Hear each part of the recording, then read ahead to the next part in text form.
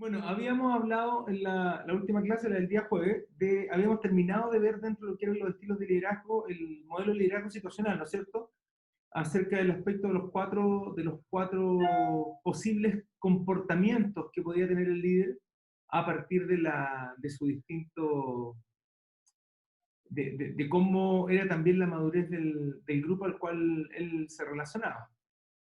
Y en ese sentido, teníamos que justamente que se podía elegir el gerente podía elegir entre cuatro estilos de liderazgo, que implicaban obviamente distintas combinaciones de comportamiento, tanto del comportamiento de tarea, que tenía relación con lo que habíamos visto también respecto al concepto de estructura inicial, y del comportamiento de apoyo o de las relaciones, que tenía que ver específicamente con el concepto de consideración. ¿Ya? Eran similares unos con otros. Eh, y ahí decíamos, o nos encontrábamos con el hecho que podíamos encontrarnos con gerentes que podían utilizar un alto grado de relaciones para ser efectivos y un grado bajo de tarea. Y la combinación esa iba a depender siempre del tipo de madurez del grupo o del equipo y también asociado con el concepto de la tarea que se estaba pidiendo.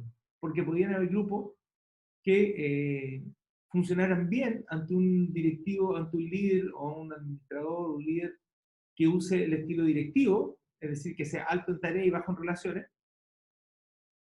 pero podía ser que para otro tipo de tarea no se necesitara que fueran tantas las relaciones, fueran más las tareas, es decir, que fuera un líder más delegador, bajo en relaciones y en tareas, no fuera, o que, por ejemplo, fuera un líder más participativo, que fuera alto en relaciones y bajo en tareas.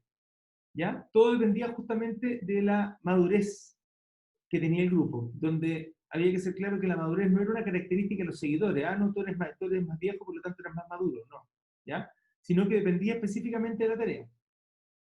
Un mismo grupo de seguidores podía tener un alto grado de madurez para algunas tareas, pero un grado bajo para otras tareas, ¿ya? ¿De qué va a depender el grado de madurez que tengan?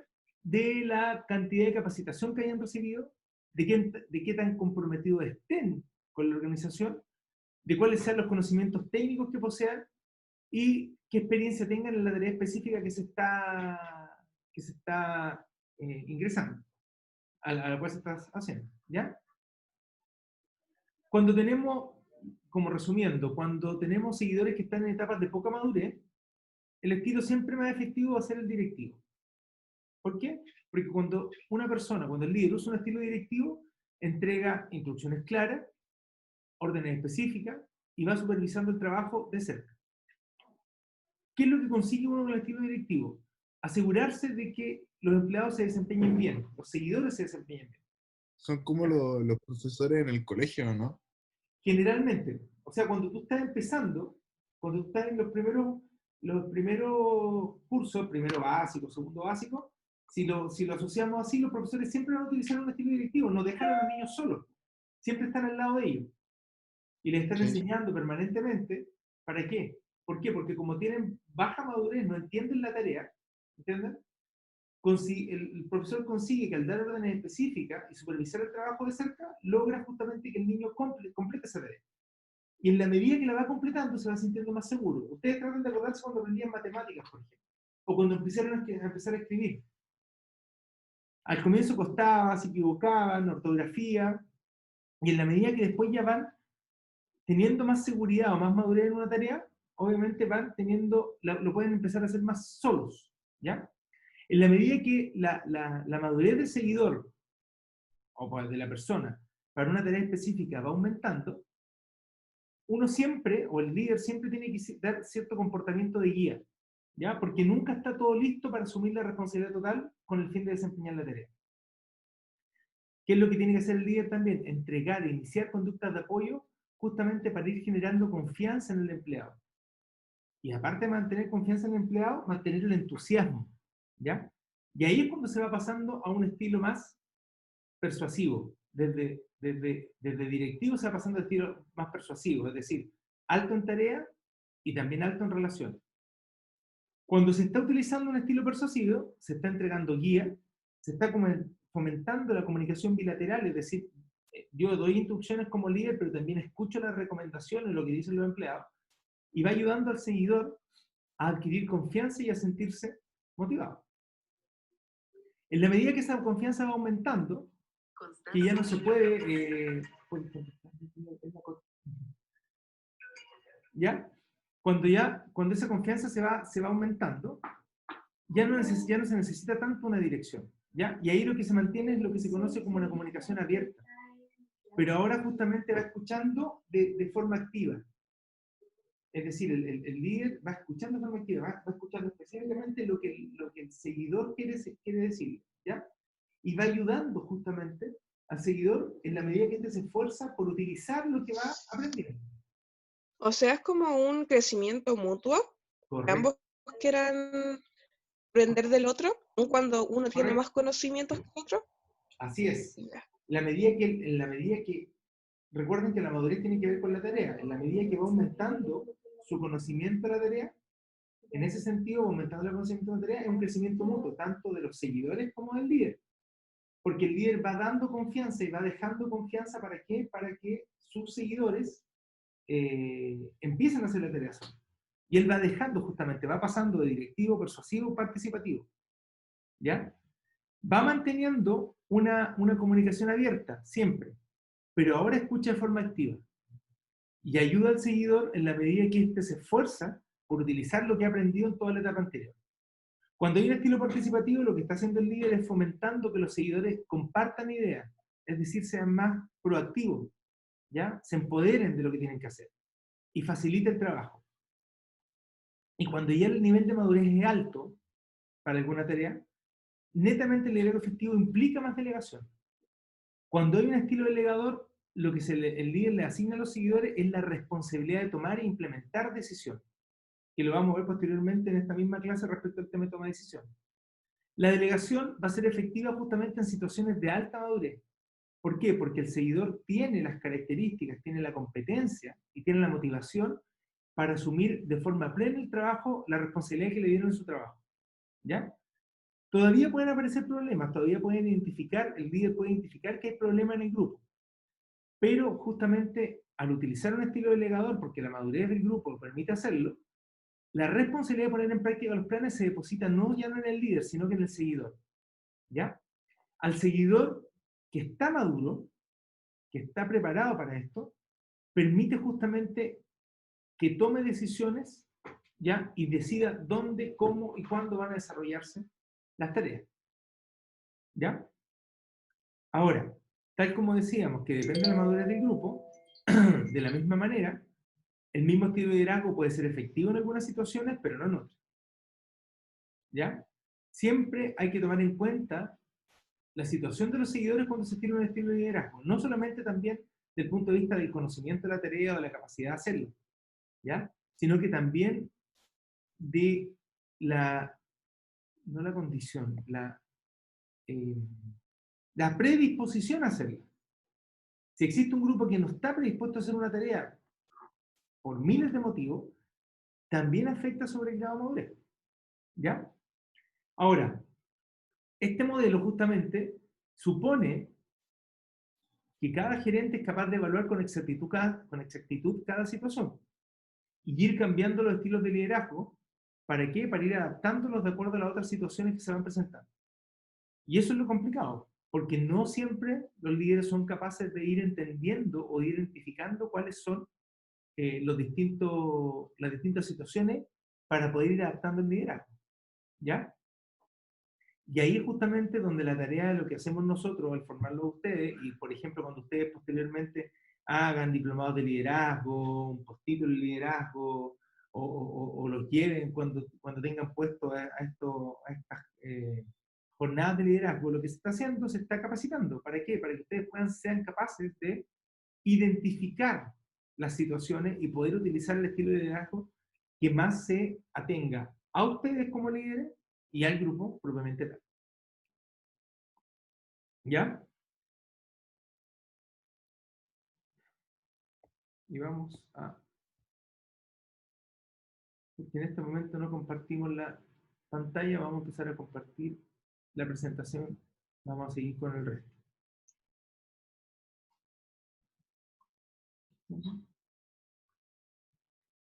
Ya. De leña.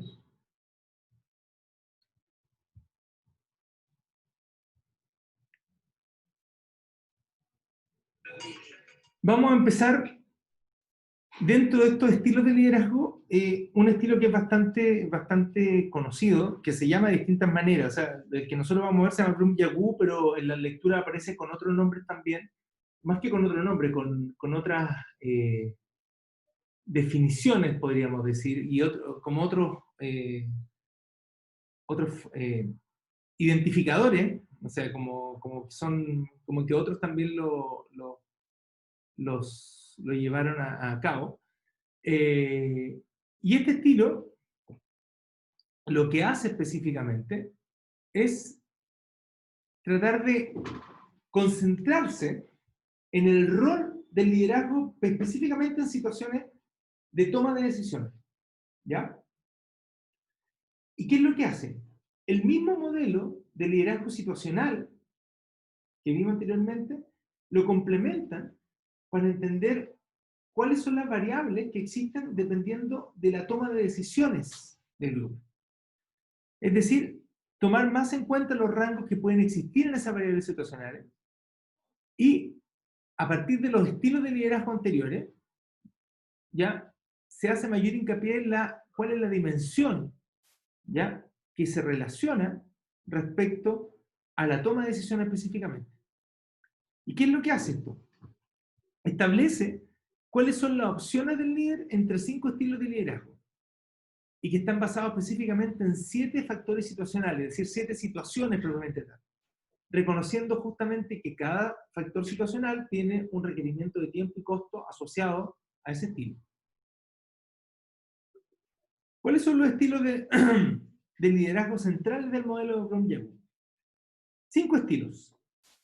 Vamos viendo. El primer estilo, el estilo de decidir. Es decir, es el estilo más directivo. Toma las decisiones solo y se las anuncia o vende al equipo. Ese es el estilo, si lo comparamos con el modelo situacional. Luego, segundo estilo, el estilo consultar de manera individual. Podríamos decir que pasa entre el directivo y el persuasivo. ¿Ya? ¿Por qué? Porque el líder presenta el problema de forma individual, pero al final, de forma individual, con cada uno de los miembros del equipo, y al final él toma la decisión a partir de las opiniones que los otros le pueden dar. Es decir, utiliza una comunicación bilateral, escuchan, pero al final el que toma la decisión es él. ¿Ya? Puede justamente en esta decisión tomar o no la influencia de los miembros del equipo que hablaron, con los cuales él consultó. ¿Ya? Tercer estilo, el estilo de consultar al equipo. Ya podríamos decir que acá pasamos del persuasivo, entre persuasivo y participativo. ¿Por qué? Porque ahora le da al equipo una posibilidad de que en forma conjunta, ya no individualmente a cada uno de ellos, sino que en forma consulta, opinen acerca del problema en cuestión, de la decisión que se tiene que tomar, obtener su sugerencia y él sigue tomando la decisión. ¿Ya? Ojo que en estos 3 estilos sigue tomando la decisión él. Es decir, no le ha dado al equipo la posibilidad de que tome decisiones, que es una de las características que en el modelo de liderazgo situacional ya le damos al líder cuando es de carácter delegador. El cuarto estilo, el estilo de facilitar. Acá ya podríamos decir que el líder le entrega la posibilidad de tomar decisiones al equipo, pero dentro de un marco, dentro de los límites que él mismo establece. ¿Ya?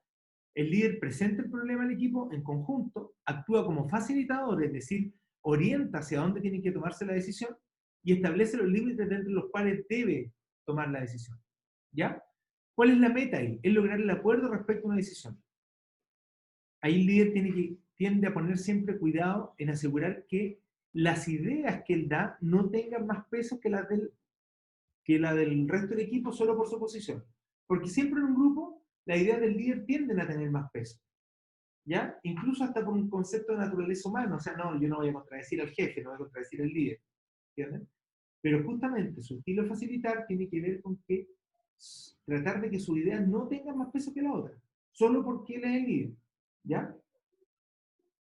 Acá el rol de líder se parece mucho al de a alguien que coordina la discusión, manteniendo el enfoque sobre el problema y que se asegura de que todas las variables o todas las cuestiones esenciales de la discusión que se está llevando sean analizadas. Y el líder no debe, en el mejor de los casos, claramente, o sea, es lo lógico, es lo que se espera. El líder debe no tratar de influir en el equipo para que adopten la solución que él quiere, ¿ya? También en este concepto, el líder tiene que estar dispuesto a aceptar e implementar cualquier solución que cuente con el apoyo de todo el equipo, aun cuando no sea la que él quería que se hiciera. ¿Entienden? Es decir, en este estilo, el líder ya deja parte, o sea, no la deja completamente, pero ya deja la responsabilidad sobre la decisión dentro del resto del equipo. Y por último, en el estilo de delegar, que es el último estilo, ya ahí estamos hablando, si lo comparamos con el situacional, el estilo de delegación. ¿Ya? Y ahí permite que el equipo justamente tome la decisión dentro de los límites convenidos. El equipo siempre va a hacer la identificación del diagnóstico de problema, va a desarrollar procedimientos alternativos para poder resolver el problema y va a decidir acerca de una o varias soluciones alternas. El líder ahí no participa en las deliberaciones del equipo. En el anterior, el líder estaba, trataba de orientar, no influía o trataba de no influir, ¿ya? En este caso, en el estilo de delegar, ya no participa, a menos que se le solicite de forma explícita, ¿ya? Uno podría decir, entonces, ¿cuál es la función del líder en este estilo? Tiene una función fundamental, porque es el que proporciona los recursos y el aliento, la motivación necesarias para que el grupo tome la decisión, ¿ya? ¿Qué es lo que está haciendo el líder en este caso? Está empoderando. Es el que utiliza el nivel más alto de empowerment de los subordinados. En este tipo de decisión es donde el líder es fundamental. ¿Para qué? Para poder entregarle a los subordinados el empoderamiento para que tomen ese tipo de decisión. Entonces, por eso uno podría decir en este esquema, ya, no es fundamental el líder, sí es fundamental, siempre va a ser fundamental el líder. Estos son los 5 estilos de liderazgo centrales de este modelo. Ahora, ¿qué pasa con las variables situacionales, que son las situaciones que se pueden dar? Y aquí va a depender justamente, ¿ya? Considera 7 variables situacionales, que son variables contingentes, que el líder tiene que evaluar para determinar cuál va a ser el estilo de liderazgo de los 5 que vimos: decidir, estilo de consultar de manera individual, estilo de consultar al equipo, estilo de facilitar y estilo de delegar. ¿Cuál de esas 5 estilos de liderazgo va a tomar? ¿Basado en qué? En cuáles son las variables situacionales, ¿ya? Que enfrenta propiamente tal. Existe un supuesto implícito dentro de esto, y que lo conversamos anteriormente, que el líder o el gerente tiene la capacidad para utilizar cualquiera de los estilos. Es decir, estamos partiendo de la base que el líder puede pasar del estilo de decidir al estilo de delegar, pasando por cualquiera de los otros 3, ¿ya? Dentro de estos 5, fácilmente. Ahora, enfrentémonos a la realidad. No todos tienen la capacidad de delegar, no todos tienen la capacidad de consultar al equipo, ¿entienden? Hay algunos que solamente tienen el estilo de decidir por sus características personales. Hay otros que no tienen el estilo de decidir y tienen el estilo de delegar por sus características personales. Pero partamos del supuesto implícito de que todos tienen esa capacidad de poder pasar por los 5, ¿ya? Por eso un modelo, ¿ya? Entonces, ¿cómo sabemos? Va a depender de los juicios del líder, ¿ya? Entonces, ¿qué es lo que hicieron? ¿Qué es lo que hizo Bloom? Estableció justamente un modelo estadístico, donde calificó justamente el grado en que un factor está presente en una situación particular. Y lo calificó de 1 a 5, donde 5 era que la presencia de esta variable estaba muy presente, 3, una presencia moderada, y 1, poca presencia. ¿Entienden? Una escala de Likert básica. Entre 1 a 5, muy bajo, o sea, poca presencia, casi un poco más de presencia, el nivel 3 presencia moderada y el nivel 5 gran presencia. ¿Ya? Y vamos viendo cuáles son esos factores, esas variables situacionales propiamente tal. ¿Ya? El primero, la importancia de la decisión. ¿Cuál es el grado de importancia del problema y qué tan imperativo es justamente tomar una decisión de calidad? En resumen, ¿qué tan importante es la calidad técnica de la decisión que se tiene que tomar? ¿Ya? O sea, ¿vamos a decidir qué computador vamos a comprar o vamos a decidir qué tipo de producto vamos a vender? Esa decisión es fundamental, ¿entienden? Porque una me va a servir, claro, puedo decir qué computador me voy a comprar y si compro un computador relativamente malo, ¿me puede afectar el proceso productivo? Sí, pero lo puedo cambiar por otro. Pero y lo puedo cambiar rápidamente por otro, ¿ya? Obviamente asociado a factores de costo, de tiempo, que se pueden perder, como no. Pero, por ejemplo, si estoy tomando una decisión respecto de cuál va a ser el producto que vamos a comercializar, el hecho de tomar una mala decisión relacionada con eso quizás me va a afectar significativamente. ¿Para qué? Para poder, para poder o me va a comprometer, mejor dicho, el futuro de la empresa. ¿Entienden? Entonces, ¿qué tan importante es la calidad técnica de la decisión que tengo que tomar? Tiene que ver justamente con esa variable situacional de importancia de la decisión. Segundo, la importancia del compromiso. Y acá el compromiso se entiende como el grado de voluntad de los subordinados para apoyar la decisión.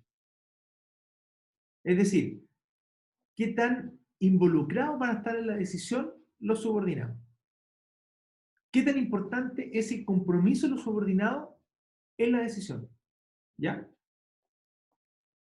Es muy probable que una decisión sea implementada de manera mucho más entusiasta si ésta es congruente justamente con la meta, valores y la comprensión del problema que el seguidor puede tener.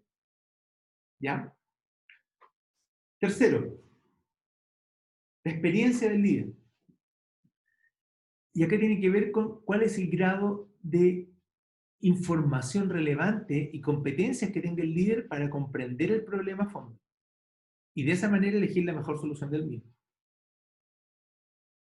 En pocas palabras, es decir, ¿tiene el líder la capacidad y la información para tomar una decisión que sea de alta calidad? Esa variable situacional es una de las variables que hay que evaluar como tal. 4. La probabilidad del compromiso. Es decir, ¿cuál es el grado, o sea, cuál es la probabilidad, perdón, de que los subordinados apoyen la decisión del líder en caso de que ésta se tome? ¿Ya? Y esto tiene que ver muchas veces con que los seguidores tengan fe y confíen en los criterios que tiene el líder para tomar este tipo de decisiones. ¿Ya? Si ellos tienen un alto nivel de fe y confían, mejor dicho, en lo que hace el líder, la probabilidad de comprometerse con esta decisión, aun cuando no estuvieran muy involucrados cuando se tomó, aun cuando no estén muy metidos, aun cuando estén muy comprometidos, ¿ya? Va justamente a influir significativamente dentro de la probabilidad de compromiso. ¿Ya? Si el líder toma la decisión, ¿es probable que los subordinados se comprometan con ella? De eso va a depender justamente la probabilidad de compromiso. Ahora, algo que puede ser similar es el siguiente, que tiene que ver con el apoyo del equipo. Pero acá tiene que ver con qué tan relacionados están los subordinados, los seguidores, con los intereses de la organización como un todo, o con lo de la unidad, obviamente, del equipo, ¿ya? Para resolver el problema. Es decir, ¿comparten las metas los subordinados que se alcanzarán para resolver el problema? Si yo quiero justamente que se resuelva el problema con la decisión que estamos tomando, si el empleado no está muy comprometido con eso, difícilmente va a haber apoyo de equipo. ¿Ya? Siguiente variable, la expertise del equipo. la experiencia del equipo. Y ahora tiene que ver lo mismo. Recién hablábamos del expertise del líder, hoy día hablamos en esta variable situacional del expertise del equipo, que tiene que ver con la información relevante y las competencias que el equipo tiene para entender a plenitud el problema. Y de esa manera elegir la mejor solución para el mismo. Y acá, como tiene que ver con las variables situacionales que está evaluando el líder, también tiene que ver con el concepto de cree el líder que el equipo tiene la capacidad, tiene la información y tiene las competencias para entender el problema y de esa manera puede tomar una decisión de alta calidad.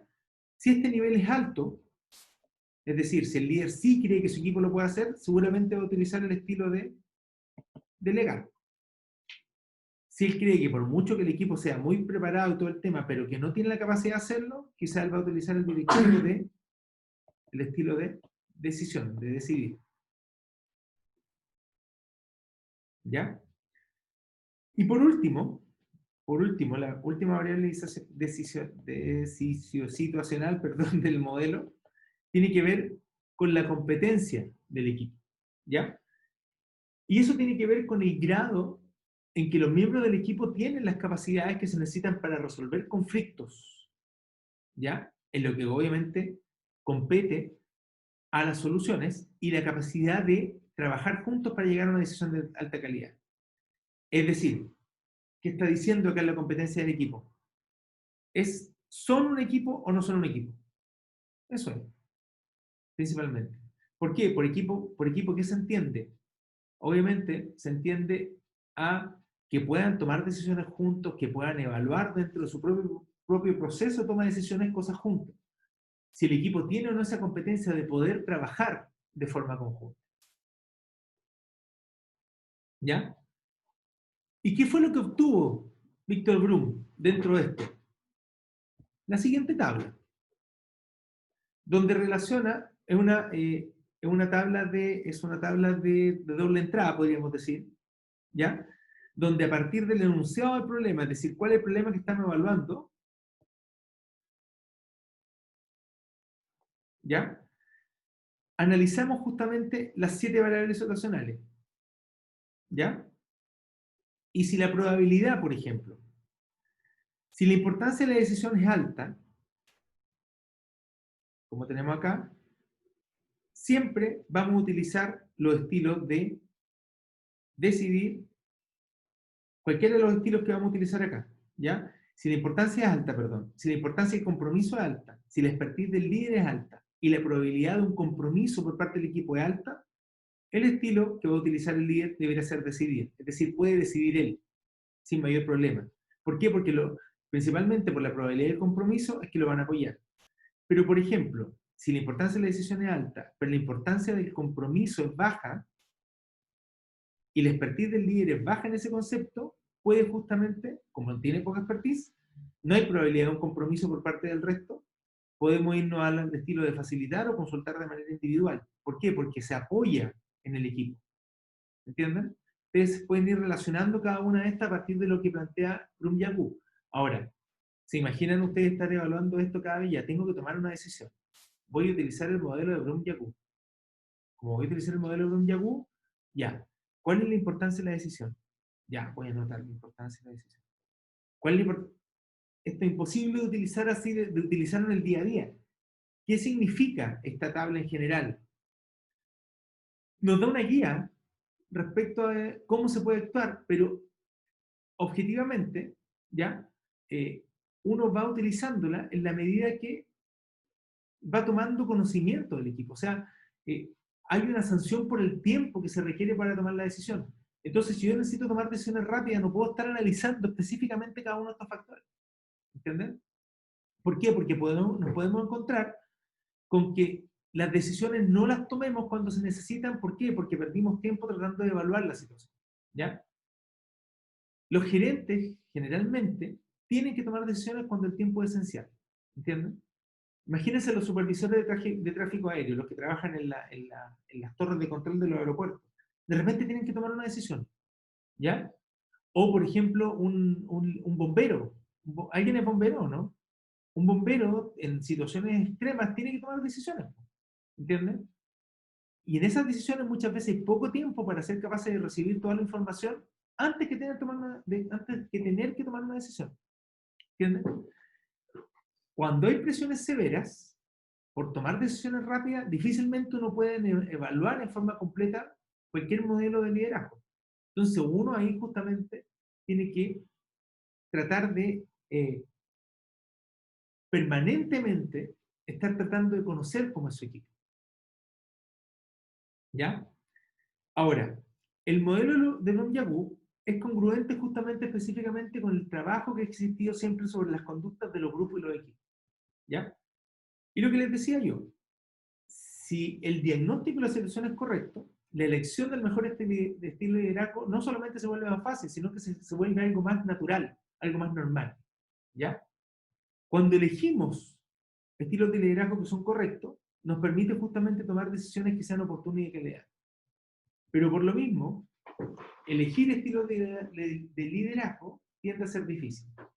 El empoderamiento que podamos darle como organización hacia los empleados siempre hoy día ha prevalecido, es decir, siempre estamos hablando de cómo potenciamos más a los empleados, ¿ya? Y de esa manera, en la medida que más empoderamos a los empleados, vamos teniendo justamente organizaciones que son más sanas y productivas, como tal. Eso es nuestro estilo dentro de los estilos de liderazgo. Existen muchos más estilos de liderazgo, ¿ya? En las lecturas que le he subido para sus sesiones asincrónicas, para que trabajen durante la semana, existen justamente distintos estilos de liderazgo, más allá que esta. ¿Se recuerdan que hablamos que el liderazgo era como algo como un caleidoscopio, que en el fondo lo movíamos un poco y íbamos a encontrar un nuevo estilo?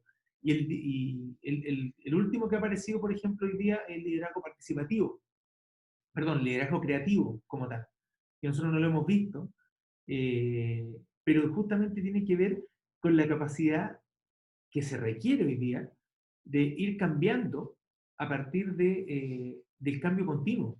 O sea, yo creo que han escuchado todos sabemos la situación en que estamos como país, como economía, como sociedad, y, por ejemplo, de repente los restaurantes tuvieron que cerrar, pues. Cerraron. Y de repente empezaron encontrar otros mercados. Entonces, el primero que encontró su mercado tuvo esa capacidad de liderar creativamente. ¿Para qué? Para cambiar justamente esa ventaja competitiva que podían tener no sé, pues imagínense un restaurante que estaba ubicado o un negocio que estaba ubicado en una esquina que concurría mucho público.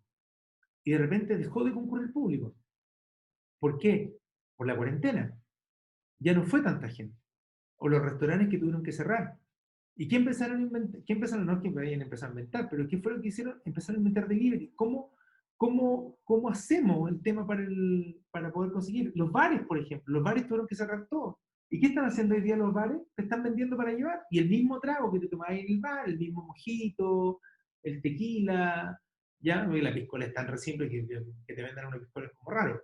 Pero el trago un poco más preparado, hoy día lo venden y te lo llevas a tu casa, te lo van a dejar, te venden la comida, lo mismo que te vendían, pero hoy día lo hacen en tu casa. ¿Por qué? Porque lo tienes que hacer en tu casa. Esa capacidad de cambiar tiene mucho que ver con el liderazgo creativo que se requiere hoy día. ¿Cómo? ¿Por qué? Porque esa ventaja competitiva que un negocio tiene, que muchas veces era mantener esa ventaja competitiva por años y todo el tema, dejó de ser ventaja competitiva. ¿Por qué? Porque cambiaron las condiciones para poder asumir esa ventaja competitiva. Vamos a empresas más grandes, por ejemplo, Apple o Samsung, que el tema de sus lanzamientos de sus productos era pero algo que era esperado por todos los fanáticos, por toda la prensa especializada.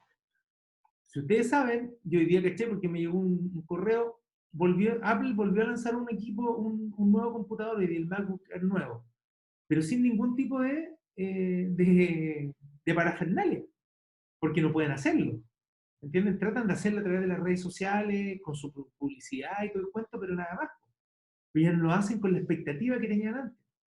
Y durante este año, o desde la pandemia, han lanzado como 5 o 6 modelos nuevos de iPad, de computadores, sacaron los nuevos, me parece que otros AirPods nuevos, un tipo de teclado especial, y no han podido justamente, no lo han hecho de la misma manera como antes, porque las condiciones de vida son distintas. Ahora, cuando pase todo esto, las condiciones van a cambiar, la gente va a empezar a salir más. Sí, yo pienso que la gente va a empezar a salir más, porque la gente está desesperada por ir al lugar muchas veces. Pero quizás, por ejemplo, el tema de los bares se va a mantener. ¿Sabes qué?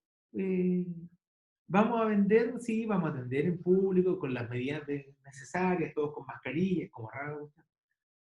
Pero también vamos a seguir con el delivery, porque la gente se va a acostumbrar a eso. Es encontrar un nuevo nicho como tal. Y eso tiene que ver con estilos de liderazgo, de gente que creyó en su momento para poder cambiar eso como tal. ¿Ya? Sigamos al siguiente tema. Fundamental dentro de esto. El concepto de toma de decisiones. ¿Por qué les digo que es fundamental? Porque estamos permanentemente tomando decisiones. ¿Ya? Cuando nosotros conocemos justamente una oportunidad y una meta, el proceso de decisión se transforma en la parte central, ¿ya? La parte central del proceso de planeación. ¿Cómo se expresa ese proceso de toma de decisiones? Ahí, ¿ya? ¿En qué consiste la toma de decisiones? Es principalmente la capacidad que tengamos de seleccionar entre distintas líneas de acción que se nos presentan para varias alternativas. ¿Ya? El proceso de toma de decisiones se expresa principalmente como primero el establecimiento de premisas, es decir, qué es lo que quiero conseguir, la identificación de las alternativas que tengo posibles para conseguir eso, la evaluación de esa alternativa en términos de qué, en términos de la meta buscada y la elección de la alternativa. ¿Y qué es la elección de la alternativa? La toma de la decisión. ¿Ya? La toma de decisión es uno de los pasos de la planeación. Y justamente estamos permanentemente tomando decisiones. La toma de decisión no es algo que salga, que surja a partir del momento, voy a tomar una decisión hoy día. Estamos permanentemente tomando decisiones. Ustedes están permanentemente tomando decisiones. Yo estoy permanentemente tomando decisiones. ¿Ya? Y en la medida justamente que vayamos tomando decisiones, estamos haciendo que el plan que estamos preparando, o que teníamos preparado, perdón, se vaya haciendo efectivo. ¿Bajo qué condiciones tomamos decisiones? ¿Qué creen ustedes? ¿Tomamos decisiones de manera?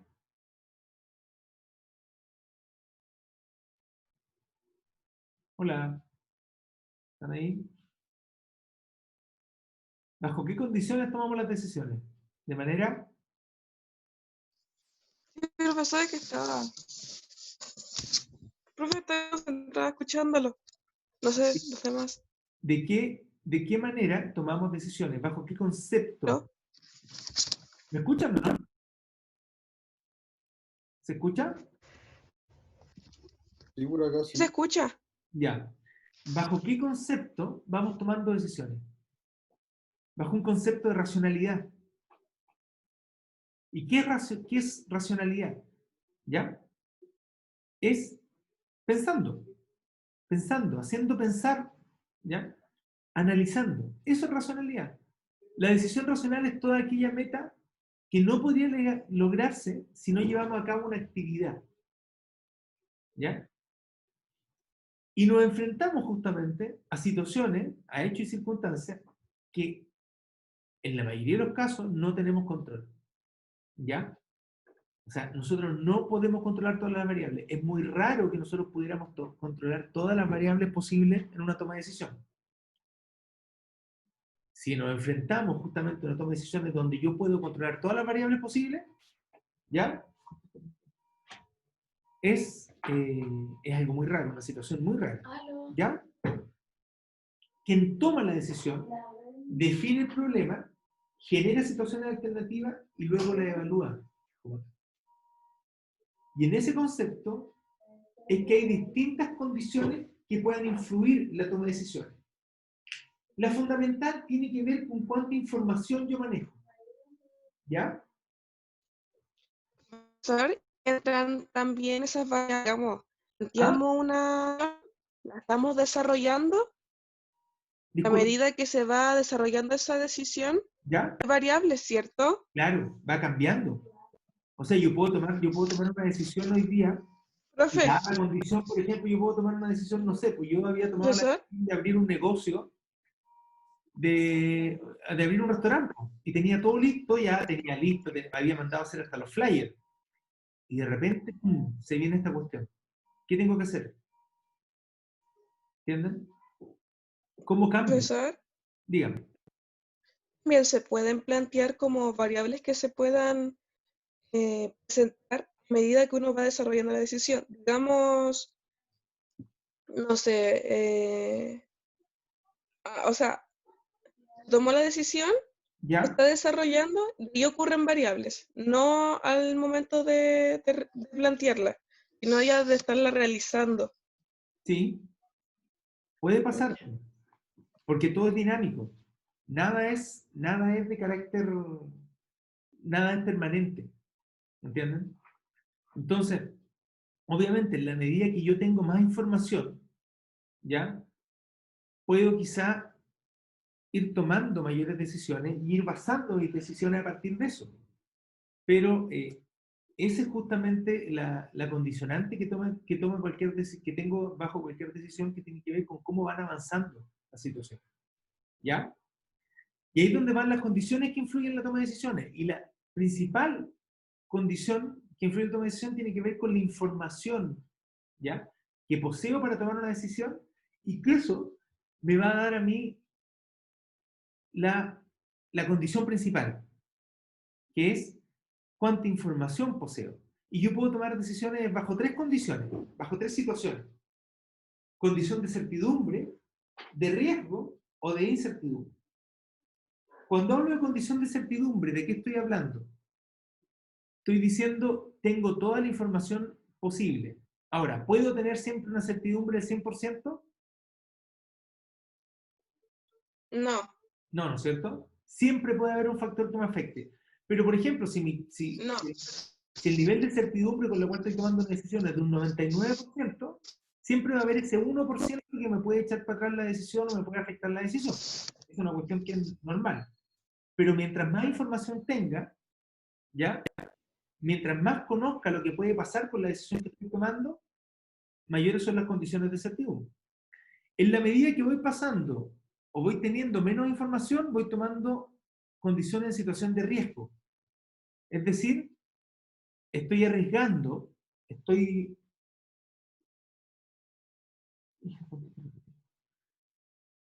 estoy arriesgando justamente que voy pasando, podríamos decir, de la información que tengo al riesgo, voy perdiendo cierta capacidad de información. Voy teniendo menos información. Y en la medida que voy teniendo menos información, el riesgo de tomar una decisión se va haciendo más alto. La información es una variable inversamente proporcional respecto al riesgo. Mientras menos información tengo, más riesgo estoy asumiendo. Ahora, paso al nivel donde tengo casi nula información, que es una condición de incertidumbre, es decir, no tengo idea de lo que va a pasar. ¿Ya? ¿Y podemos pasar nosotros de una situación de certidumbre a una situación de incertidumbre así tan drásticamente?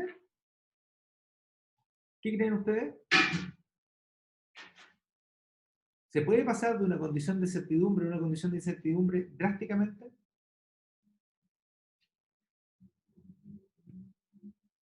Eh, o sea, depende de la situación. Por ejemplo, si alguien va a iniciar un negocio y ya tiene toda la información lista, pero luego ocurre algo en el exterior que no lo sabe y parte nomás y le afecta a eso. Por eso les digo, o sea, ¿se puede pasar a una situación de ese tipo así drásticamente? Claramente. Ah, sí. Imaginen lo que está pasando hoy día. O sea, usted hace, bueno, vámonos nosotros en el mes de octubre. ¿Alguien se imaginaba que venía el estallido social? Uno podía preverlo, había gente que estaba diciendo que había un descontento social, ¿ya? Hoy día, lo que pasa en Estados Unidos, por ejemplo, la cantidad de protestas, el hecho de que hasta Trump tuvieron que meterle un búnker para salvarlo, para No, no, no. cuidarlo, ¿entienden? Son situaciones que uno no se imaginaba hace un tiempo atrás. Y están pasando como tal. ¿Por qué están pasando? Porque el mundo está cambiando. Y como el mundo está cambiando, mi concepto de certidumbre ya no es tan completo. Hoy día nosotros no podríamos decir que podemos tomar decisiones en alto nivel de certidumbre. Hoy día la mayor cantidad de decisiones se están tomando con alto nivel de incertidumbre. Y como tenemos alto nivel de incertidumbre, también aumenta el riesgo sobre el cual se están tomando las decisiones. Vamos a cada uno de ellos. La certidumbre es la condición que prevalece cuando estamos plenamente informados acerca del problema, conocemos cuáles son las soluciones alternativas y sabemos los resultados que vamos a tener de cada solución. Esa es una condición de certidumbre. La condición de riesgo es la condición que impera cuando se puede definir un problema, quizás se puede establecer la probabilidad de que se presentan ciertos hechos, ¿ya? Existe una probabilidad de un 50%, y hoy día amaneció nublado, existe una posibilidad de un 50% de que llueva y un 50% que no llueva. Y los meteorólogos también me pueden dar la mayor probabilidad. No, ¿sabes qué? Existe una probabilidad de un 80% de que llueva.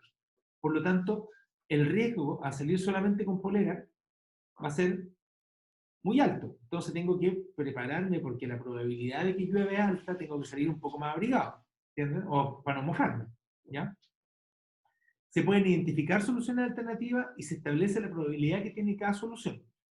Y ahí tenemos dos conceptos. Dentro de eso, el concepto de la probabilidad objetiva y la probabilidad subjetiva. ¿Cuál es la probabilidad objetiva? Es la posibilidad de que se presente un resultado específico y que esté netamente fundamentado en cifras y hechos que no sean negables, podríamos decir. ¿Ya? Generalmente uno se basa, o por ejemplo, estábamos hablando de meteorología. Los meteorólogos se basan mucho en el concepto histórico, ¿ya? ¿Cuánto el agua caída, las condiciones de las corrientes, ¿ya? Pero hoy día, producto del cambio climático, los meteorólogos le están achuntando cada vez menos. ¿Entiendes? El estudio y los registros del pasado siempre justamente era una buena base para tomar decisiones respecto a los resultados probables de una situación. Pero incluso hoy día en meteorología, eso termina siendo poco efectivo. ¿Para qué decir en otras materias? Tampoco podemos acceder a una probabilidad objetiva.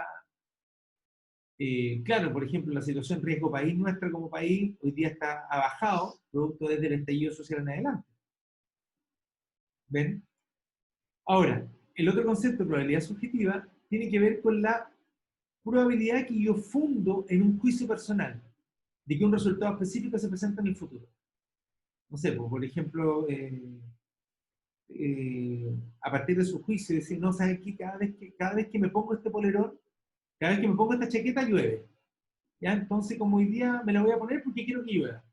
Es una probabilidad subjetiva. ¿Está dada a partir de qué? A partir de un juicio de opinión personal. No tiene ningún fundamento científico. ¿Entiendes? Y justamente la probabilidad subjetiva varía de persona en persona. ¿Por qué? Porque las personas tienen diferentes juicios de opinión. ¿Y de qué dependen esos juicios de opinión de las distintas personas? De la intuición, de las experiencias anteriores en situaciones similares, también de la capacidad técnica que tengan, y muchas veces hasta de los rasgos de personalidad que tenga una persona. ¿Ya? Entonces, esa es la diferencia entre la probabilidad objetiva y subjetiva. Oye, ¿cómo crees tú que le va a ir el negocio? Sí, yo cacho que bien. ¿Y a partir de qué lo decís? No, porque tengo la ticamo, que me va a ir bien. ¿Qué tipo de probabilidad es? ¿Objetiva o subjetiva? Subjetiva. Subjetiva. Subjetiva. Ahora, oye, ¿cómo te va a ir en los negocios? No, bien. ¿Por qué no? Mira, hice estudios de mercado, busco lo que la gente quiere, estoy en una buena posición, estoy teniendo un buen proveedor, la gente busca ese tipo de proveedores, así que yo creo que me va a ir bien. ¿Qué tipo de probabilidad es esa? Y sea objetivo. Objetiva. ¿Por qué? Porque estoy Objetiva, fundando obviamente. para tomar decisiones. ¿Entienden? Ahí está la diferencia principal. Perdón. Y el último, la incertidumbre, obviamente. ¿Ya? que es la condición que impera cuando no tenemos información para adjudicar probabilidad de los resultados. Y hay un montón de fuentes de fuentes de incertidumbre y riesgo, que hoy día, si lo empezamos a ver, y yo creo que desde los últimos 6, 8 meses, la hemos visto todas, ¿ya? Y tiene que ver cuáles son las fuentes de incertidumbre. Por ejemplo, la crisis económica. Hoy día estamos en una crisis económica. ¿Cacharon cuánto fue el IMASEC de abril o no? Menos 14%. Menos 14% respecto al mismo periodo del año pasado. Es decir, produjimos menos 14%. En el año 2020 se estima, por lo bajo, que produzcamos un 4% menos de lo que producimos el año pasado. Es decir, somos un 4% menos ricos, como país, como economía. ¿Entienden?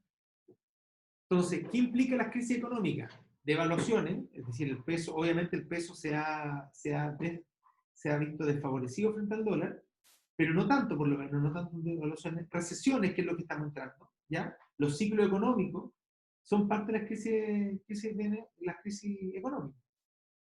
¿Qué otra fuente de incertidumbre? Las crisis en la estrategia de negocio. Por ejemplo, condiciones cambiantes, ¿ya? Yo que tenía un negocio de restaurante, ¿qué hago hoy día? La gente, por ejemplo, en Plaza Italia, que tenía un restaurante, se vio afectado por encontrarse en el centro del conflicto, no podían abrir, no podían atender, ¿ya? Y después viene, cuando empiezan a tratar de atender de nuevo, les viene la pandemia que los cierran como tal, ¿ya? Por ejemplo, esas son crisis de estrategia de negocio, crisis de personal, cuando hay acoso, violencia en el trabajo, las huelgas, las crisis de información, cuando perdemos información valiosa, cuando se filtra información valiosa del negocio para el resto para la competencia, cuando hay problemas de propiedad intelectual, ¿ya? Cuando nos atacan, un hacker nos atacó y nos borró todos los servidores, por ejemplo. La crisis política, el famoso estallido, nadie sabía que venía, o sea, no, sí, mucha gente sabía que venía, lo preveía, pero los que tenían que prever, lo que era el gobierno, no fueron capaces de darle la importancia correspondiente. Entonces, se genera una inestabilidad, que una inestabilidad necesariamente implica que los inversionistas dejan de invertir. O sea, por ejemplo, algo que se veía venir en Argentina, en este caso, es que volvió a entrar en default. Default es cuando dejan de pagar. Argentina volvió a entrar en default, pero Argentina es la primera vez que entra en default, no, y es como la cuarta, quinta vez en los últimos 20 años. Entonces ya el FMI, como que ya, el FMI o los bonistas que tienen deuda argentina, ya estos cayeron de nuevo en default, ya, y la economía, y hoy día que tienen, se le ocurrió hacer un confinamiento completo, y yo estaba viendo ayer las noticias que ya están con un tema de tratar de que la gente está reclamando. ¿Por qué? Porque no tiene para comer, un confinamiento implica que hay mucha gente, sobre todo, porque en todas partes, no solamente en Chile, hay mucho informal que trabaja, que vive del día a día. Si no tienes cómo trabajar, ¿cómo vas a poder mantenerte? Y no puedes trabajar, ¿por qué? Porque te cerraron el negocio o porque te obligaron a quedarte en la casa. Entonces, muchas veces ese confinamiento, claro, el confinamiento europeo, Italia, España, ¿en qué se basa? Se basa en que los europeos, quieras o no, siguen en la economía del bienestar. Los subsidios al empleo en Francia, los subsidios al empleo en España son altísimos. La sanidad es distinta. La economía de bienestar de los europeos, ¿ya? Uno podría decir en términos de la persona, ojalá nosotros tuviéramos el sistema de bienestar que tienen los europeos. Ahora, ¿cuál es el tema? Que para poder tener el sistema de bienestar hay que tener plata, que nosotros no tenemos y que los europeos sí tienen. Segundo, ese sistema de bienestar, el sistema del bienestar europeo, justamente es lo que ha tenido Europa al borde de las crisis y en recesión durante los últimos 10 años. ¿Entienden? ¿Por qué? Porque el sistema está colapsando. Porque, por ejemplo, muchos empezaron a cachar de que si no trabajaban, igual tenían subsidio de desempleo, y que eran subsidios de desempleo relativamente fuertes, relativamente que te permitían mantenerte como tal. ¿Entienden? Entonces, ¿hasta cuándo aguanta el sistema de bienestar europeo? Hoy día logró aguantar, pero igual el sistema de salud colapsaron los sistemas de salud porque tenían que colapsar por la potencia de la pandemia. O sea, por ejemplo, acá yo veo la cantidad de muertos, que van a ser muchos más, claramente, y la cantidad de enfermos, y tiene que ver, y yo que conozco el sistema de salud desde dentro, el sistema siempre ha colapsado en invierno, y no con pandemia, siempre ha colapsado en invierno. Entonces imagínenselo con pandemia hoy día. Nuestro sistema va a colapsar, es una realidad. Ojalá no lo haga, ojalá esté equivocado.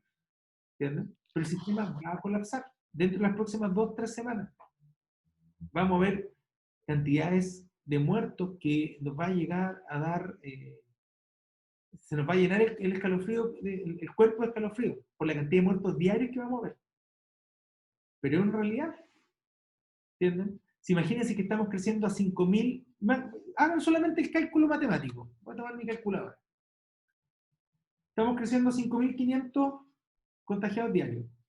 Se supone que de esos, el 15% requiere ventilación mecánica. Es decir, 800, bueno, requiere atención, son el 15%, entre 10 y el 15% los que requieren ventilación mecánica. Son pacientes que se van a complicar, relativamente complicados. Y de esos, de los complicados, el 5% requiere ventilación mecánica. Es decir, 41 camas por paciente diario. Si tenemos hoy día 4.000 camas críticas, ¿ya? O sea, ¿cuántas camas disponibles hay, por ejemplo, hoy día? En general. Es decir, 41 pacientes que van a requerir ventilación. ¿Tenemos capacidad de crecer a esa cantidad? No. ¿Entienden? Por mucho que traigamos más ventiladores y 200 ventiladores, llegaron 200 ventiladores. Ya, eso me da, para el tema de crecimiento actual, para 4 días. Pero ¿cuál es la estadía promedio de un paciente en un ventilador mecánico en una sala UCI? De 11 a 14 días. ¿Entienden? Así que solamente con simples matemáticas, obviamente algún error tengo que haber cometido también en el momento que escogí la matemática, pero el sistema en algún momento va a tender a colapsar. ¿Ya? Y como va a tender a colapsar, es donde nos enfrentamos justamente a ese tema, a lo que nos enfrentamos hoy día. ¿Ya? Pero en Europa también, por eso colapsó. Si colapsó Europa, no vamos a colapsar en Chile, donde tenemos muchos menos recursos para poder hacerlo. Pero esas son condiciones hoy día que no veíamos hace un tiempo atrás. Esta pandemia se nos vino de repente y que nos ha afectado completamente, que nos genera el tema del confinamiento nos genera una crisis económica, pero si no existe confinamiento, se estarían enfermando todos al mismo tiempo. Y si se enferman todos al mismo tiempo, colapsamos mucho más rápido el sistema. Ahora, nosotros tenemos pocos muertos. Profe, Dígame. a la Elizabeth se le fue el internet. Por eso se ¿Qué? salió. A la Elizabeth. Se Ya. le fue el internet. Ya, pero después lo revisa cuando lo subí yo a la Educa. Ya. ¿Ya? Entonces, lo que les decía era eso. O sea, estamos en una situación de crisis y estas son condiciones de incertidumbre para el momento de estar tomando decisiones. O sea, ¿quién quiere invertir hoy día? Muy difícil. Muy difícil invertir hoy día. Pero son las mejores oportunidades hoy en día. O sea, cuando logras pegar el palo al gato, pero si no se lo logras pegar, y además hoy día para invertir, además tienes que tener recursos para invertir. Y mucha gente no tiene recursos para invertir hoy día. Solamente los que tengan las espaldas financieras para poder hacerlo. Vámonos al marco para la toma de decisiones. Acá tenemos que distinguir los tipos de problemas, ¿ya? Y acá podemos encontrar desde los problemas relativamente comunes que enfrentamos y que están bien definidos, a los problemas de tipo inusual y que son ambiguos, ¿ya? Cuando nos enfrentamos a una escalada de estos problemas, principalmente los ambiguos, ¿ya? Y no hay mucho tiempo para resolverlo, entonces quizás hay que buscar un patrón, ¿ya? Que puede resultar, o nos enfrentamos a buscar un patrón que si no lo seleccionamos correctamente, nos pueden producir resultados que no sean satisfactorios. Y desde el punto de vista de las soluciones, tenemos soluciones incompletas, que son problemas parchados no resueltos, donde estamos atacando netamente los efectos superficiales, pero las causas subyacentes no quedan nunca resueltas.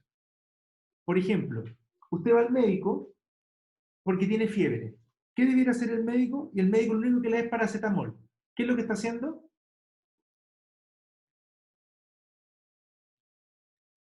¿Qué es lo que está haciendo el médico cuando le da paracetamol?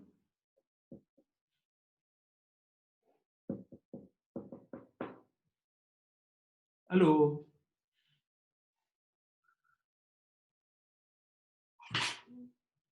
¿Quién sabe qué es lo que hace el médico cuando le da paracetamol? Darle una receta, algo así, no, no, nada que... No sé, pues, pero ¿qué es lo que está haciendo? O sea, si yo tengo fiebre, y voy Dar, al médico dar y me dan solución, paracetamol, ¿qué es lo que está haciendo el médico? Está dando una atacando, solución. está atacando solamente el síntoma de la fiebre. Pero la fiebre por algo se produce. Hay una infección, hay otro tema detrás de la fiebre. La fiebre no se produce porque tiene que producirse. O sea, el coronavirus te da fiebre, y en algunos casos no. ¿Pero por qué? Porque tenés coronavirus. La fiebre es un síntoma. Y si tú atacas solamente el síntoma con paracetamol y no te concentras en cuál es el verdadero problema de fondo, estás dando soluciones parches, soluciones incompletas. ¿Entienden? Se atacan los efectos superficiales, pero las causas subyacentes que existen no se atacan como tal. ¿Ya? También podemos enfrentarnos a problemas que sean recurrentes y en cascada. ¿Por qué? Porque cuando hay soluciones incompletas, hace que viejos problemas vuelvan a surgir o incluso que se creen nuevos problemas en otro punto de la organización. Y muchas veces nos enfrentamos también a que la urgencia es mayor que la importancia.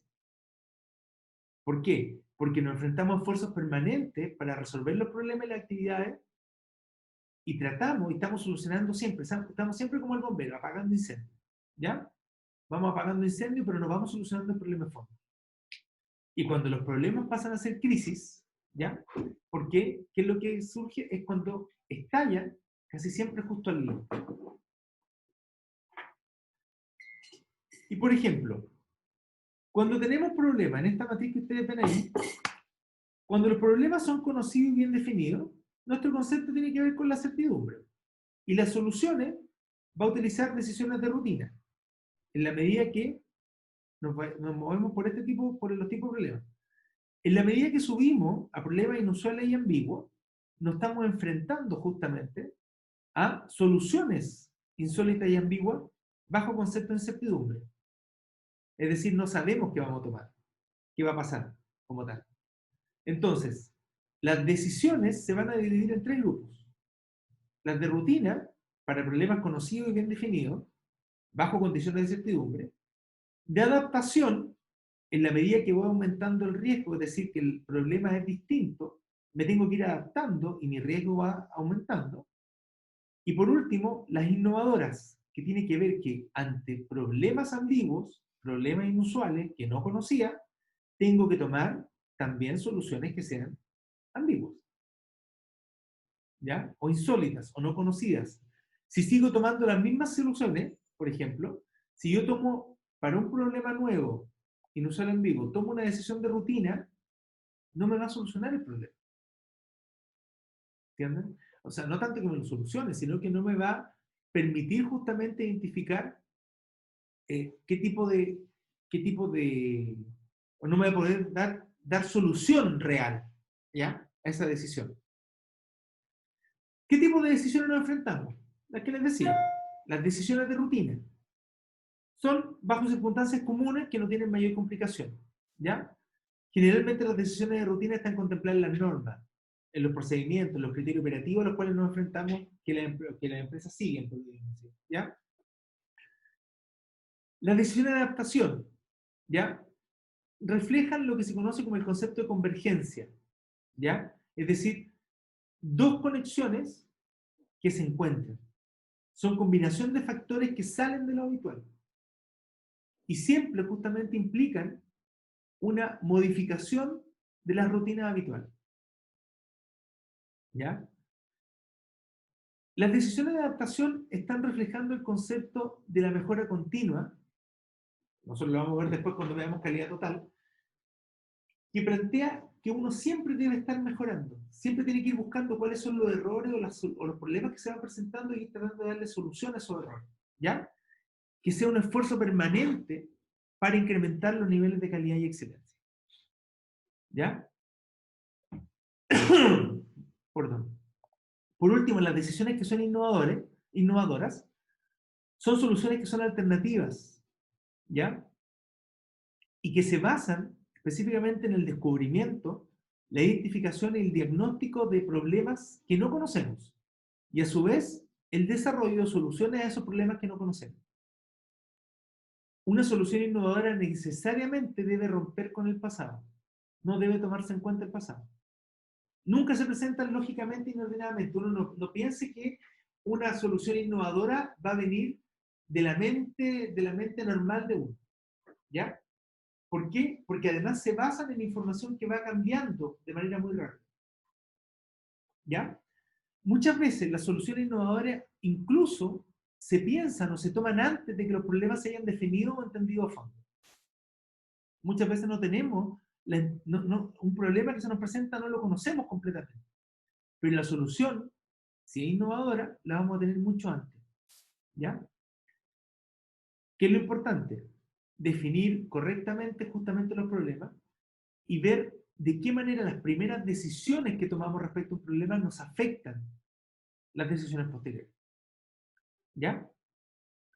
Hay distintos tipos de innovación como tal, ¿ya? Está la innovación institucional, la tecnológica y la administrativa. Yo puedo innovar en el cambio completo de la empresa, puedo innovar tecnológicamente cuando yo para dar solución a algún tema cambio de tecnología completamente porque sé que el cambio de tecnología me va a permitir darle una solución, o puedo innovar de manera administrativa, ¿ya?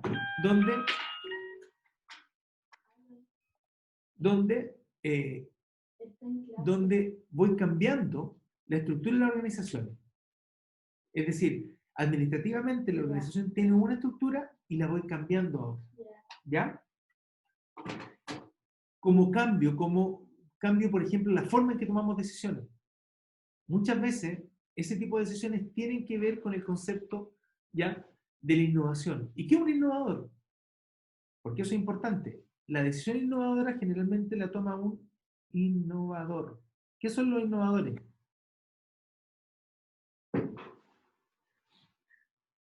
¿Qué creen ustedes que son los innovadores?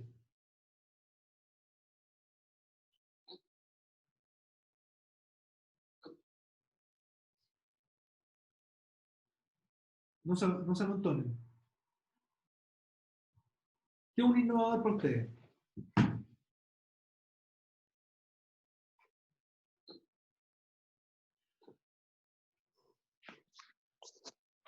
Los que traen soluciones nuevas y no las mismas de siempre.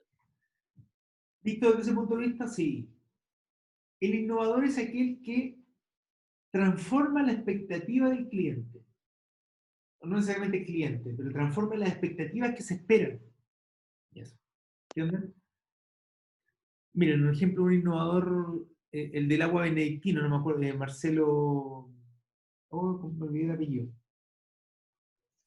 Él fue de los primeros que empezó a vender el agua envasada. Agua. Encontró un nicho, dijo, ¿sabes qué? Que puedo empezar, y depende cómo la venda, voy a empezar esta agua que es como más sana, libre de cloro. Voy a empezar a aplicar máquinas que existían miles de años atrás, que se usaban principalmente, por ejemplo, en las plantas tratadoras de agua, que tienen las diálisis, por ejemplo. Ustedes saben que los enfermos renales se tienen que dializar, y el agua que ellos utilizan es agua destilada, es decir, agua que no tiene ningún tipo de componente mineral, ni cloro, ni nada de eso. Es agua limpia, pero obviamente, pero limpia. Entonces, las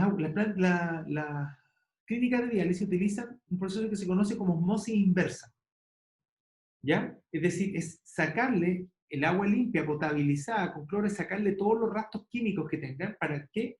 Para poder mezclarla y hacer la limpieza de la sangre. Porque imagínate que te estuvieran metiendo agua en la diálisis, es hacer limpieza de la sangre. Si estuvieran metiendo agua con minerales, al final te terminan matando. Entonces, ese proceso de osmosis inversa, que se desarrolló hace miles de años, justamente dentro del concepto de muchas otras cosas, pero que se utilizó para la diálisis, ese mismo proceso de osmosis inversa es lo que usan los purificadores de agua.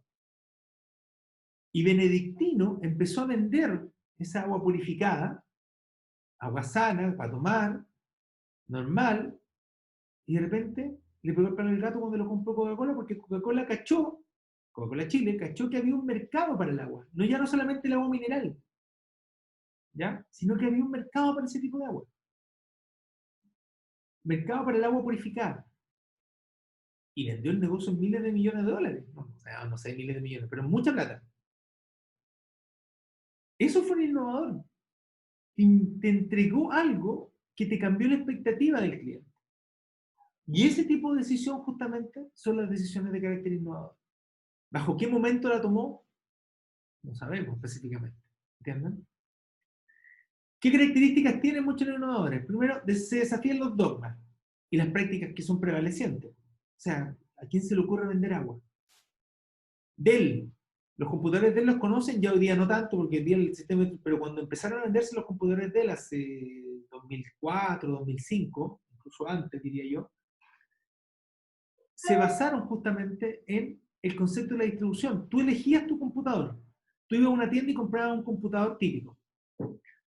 Pero de repente tú decías, no, yo lo quiero con más memoria, lo quiero con menos disco duro, lo quiero de este color, quiero la pantalla tal, quiero que traiga tantos puertos, tanta memoria. Y Dell dijo, Michael Dell, mejor dicho, el nombre, él le puso Dell le puso su apellido a los computadores. Dijo, ¿y si yo vendo justamente un computador a las características del cliente y lo vendo en línea? Todo se estableció, no puso tiendas físicas, ¿ya? No puso tampoco dejó la carga del storage, la carga del almacenamiento, se lo dejó a quienes le vendían las partes y piezas, pero tenía justamente contratos con distintos proveedores para comprar los procesadores, comprar las placas y todo el tema. Y decía, ya, yo quiero un computador que tuviera tanta memoria, tanto disco duro, y él te decía, ya, tú lo elegiste de esta manera, tal pantalla, listo, en una semana te lo tengo. Y él en una semana, justamente dentro de su proceso, lo enviaba directamente. Y él lo armaba de manera tal para que tú lo pudieras comprar. Y en eso basó justamente el sistema de distribución de Dell, que eso fue algo innovador en su tiempo. Otro, Bezos, Jeff Bezos. ¿Conocen quién es Jeff Bezos o no? Sí, ¿Quién es? era el creador de algo, no me Amazon. acuerdo. Amazon, ¿no es cierto? ¿Y Eso cuándo sí. se le ocurrió la idea a Amazon? Amazon, ¿qué empezó vendiendo? ¿Se acuerdan qué empezó vendiendo Amazon, no? Hoy día vende de todo, pero ¿qué empezó vendiendo Amazon? No sé si eran películas o no. Libros. Bueno, de Eso. películas innovadoras Netflix, ¿para qué? ¿Para qué hablar de Netflix? La historia es conocida. ¿Entienden? Pero Amazon empezó vendiendo libros. ¿Y por qué se le ocurrió la idea? Dijo, ¿por qué no se venden libros por internet? ¿Entienden? Y él empezó justamente en el tema del despacho de libros. Y empezó a vender libros, CD, empezó a echar el despacho.